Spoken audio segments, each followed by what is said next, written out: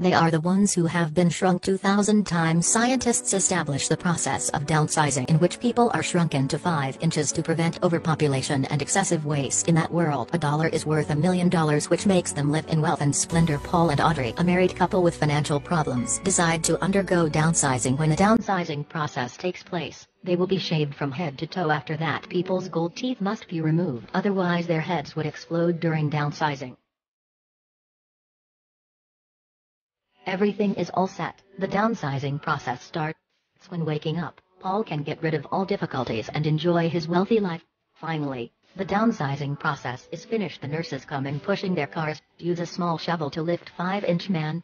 Paul is on his mini bed and is sent to the exchange room of the two world. In the tiny world, the Leisureland, all the nurses have already gone through the downsizing procedure. The doctors fix Paul's teeth again. Paul wakes up in a recovery room in the Leisureland and meets a nurse who presents him with a cracker pack that's huge to them, but normal for everyone else.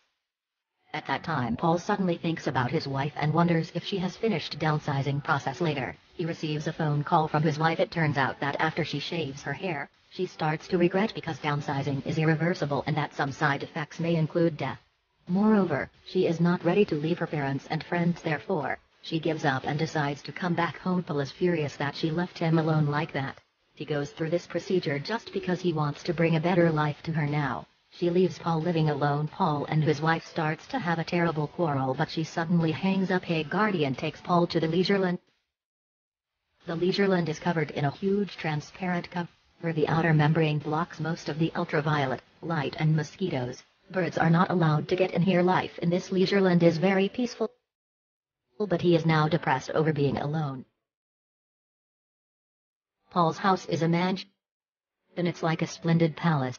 Paul has never dreamt that he can live in such a big house like this. Looking at the couple stuffs they have prepared in advance, Paul is very sad. Then the doorbell rings. The delivery service is coming. They takes out 2 giant rings. It's Paul and his wife's wedding rings. 1 year later, Paul finalizes the divorce with his wife. A 5-inch man basically can't live with a normal-sized woman. He has to share his half of properties with her wife.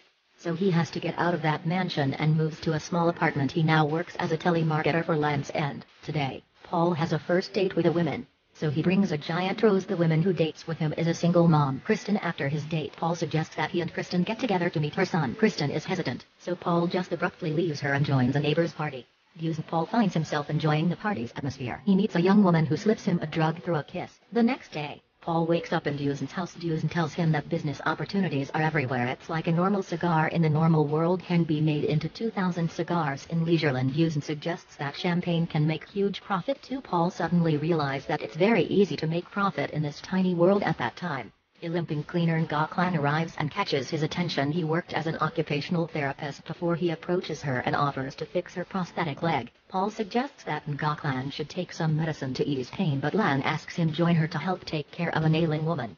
They go to that place via aerial tramway and a bus. Finally they arrive at that place. Lan brings Paul to the slums where she lives. It is also a place for 5-inch people. She takes Paul to Gladys, a woman suffering from cancer who apparently lost her husband when he died during the downsizing process. Paul gives Gladys some medicine to ease her pain, also recommends turning her on her side so she doesn't get bed sores. Paul then tries to fix Ngaklan's leg, a Vietnamese political activist who was jailed and downsized against her will. Lan was the sole survivor of a human smuggling attempt to the United States in a television box and had her leg amputated upon arrival. After hearing her story, Paul is so moved that he breaks her leg. As a result, Ngaklan is not able to work now. In return, Paul works for Ngaklan's cleaning service. He also assists in gathering food from around the city that Ngaklan distributes throughout the slums. They give food and drinks to old people. Dusan offers Paul a chance to get away by joining him and his friend Joris Conrad in going to Norway, where the first small community was created. Lan also wants to go with them, therefore, they go on a boat to Norway. At the back is Dusan's wine and sausages. Jorgen, the man who helped establish downsizing, is in there too. When they meet Jorgen, he reveals to the group that due to the constant production of methane emissions, humanity is on the verge of extinction. Therefore, Jorgen has helped establish a vault within the first small colony to preserve humanity. On the journey, Paul and Ngaklan give in to their mutual attraction and make love.